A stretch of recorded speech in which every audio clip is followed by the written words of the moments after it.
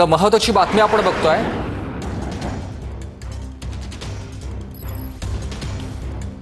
पुलवामाच्या त्रालमध्ये जैशच्या 3 दहशतवाद्यांचा खात्मा करण्यात आलेला आणि याची ड्रोन दृश्य आता समोर आलेली आपण बघतोय। सुरक्षा दलाची सकाळपासूनच त्रालमध्ये दहशतवाद्यांशी चकमक सुरू होती आणि अमीर नाझीर वाणी याचबरोबर यावर अहमद भट्ट आणि आसिफ अहमद शेख असं ठार केलेल्या दहशतवाद्यांची नावं आहेत। पहलगाम हल्ल्यानंतर आसिफ मोहम्मद शेखचं घर हे उद्ध्वस्त करण्यात आलेलं होतं।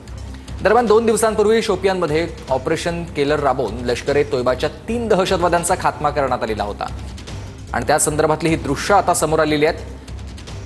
3 दहशतवाद्यांचा खात्मा करतानाची ही ड्रोन दृश्य आपण बघतोय।